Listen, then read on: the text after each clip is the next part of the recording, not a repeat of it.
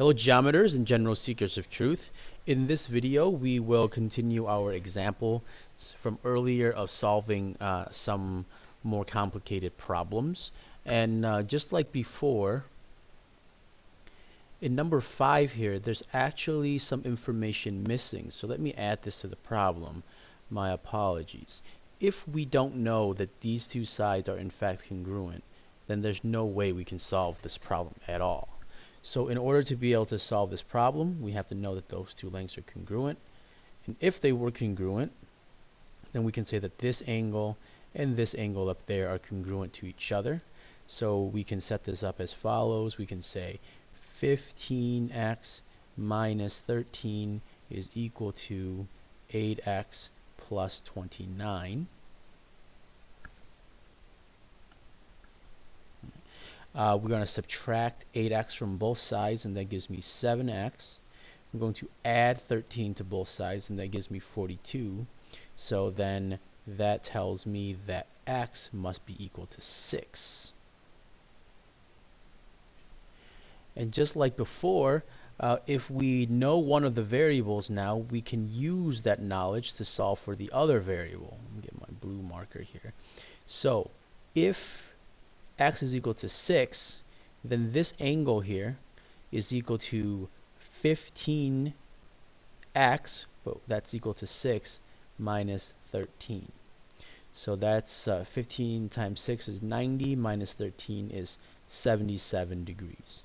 And that means this angle down here must also be 77 degrees, since they're equal to each other. So to solve for y, we can say that 77 times 2, since we have two of them, plus 2y is equal to 180. So this is 144 plus 2y is equal to 180.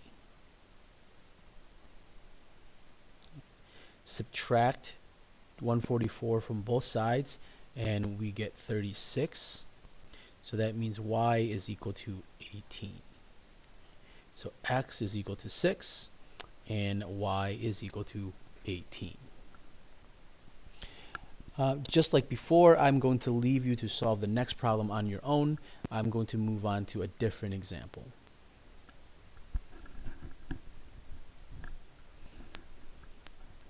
So let's see here. I'm going to work on number 10 here, because this definitely looks like a very challenging problem.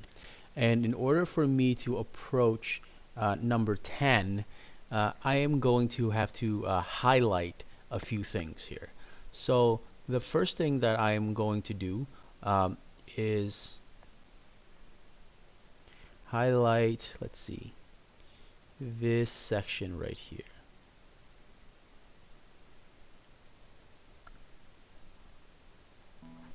Alright.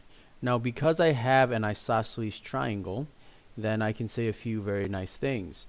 I can say that, excuse me, let me get my pen working here. There we go. I can say that this angle right here must also be x plus 5. Okay.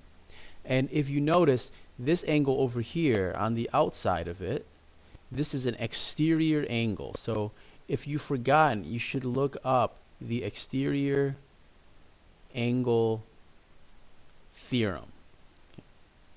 It says that if you have a triangle, then the exterior angle is equal to the sum of the other two non-adjacent one. So that means this angle in the middle here, let me do this a little bit differently, this angle in the middle right there must be equal to 2 times x plus 5, because it's equal to x plus 5 plus x plus 5. Now if we look at the other side of it, so if we look at the other section, like right along here, whoops, let's try to do that better, shall we? Let's see, if we try to look along this part of it, the blue section and kind of the green there, if you notice here, what we have is this angle in here must be 2x minus 25. So by the similar idea of exterior triangles theorem, that angle in the middle must be 2 times 2x minus 25. But if the red arrow here points to an angle that's equal to 2 times x plus 5, and the blue arrow points to the same angle that's also equal to 2 times 2x minus 25, then that means these two expressions must be equal to each other. So we can work this out on the side here. I can say that 2 times x plus 5 is equal to 2 times 2x minus 25. Let me squeeze that in there. The 2's can cancel, and we get that x plus 5 is equal to 2x minus 25. We're going to subtract x from both sides, so I get x plus 5. No, I don't. What am I doing? Let's try that again. We're going to subtract x from both sides. So on the left, I get 5. On the right, I get x minus 25. Okay, so I'm subtracting this x from both sides. Then add 25 to both sides, and we get that 30 is equal to x. Now, that by itself is pretty good. To finish out the problem, we're going to have to revisit this corner right here, this triangle right here. Okay? So if I just redraw that, this angle here is x plus 5, and this angle out here is 9y plus 28. And we can know then that the two of them have to add up to 180, since they are in fact linear pairs. So now I have 9y plus 28 plus x plus 5, but x is 30.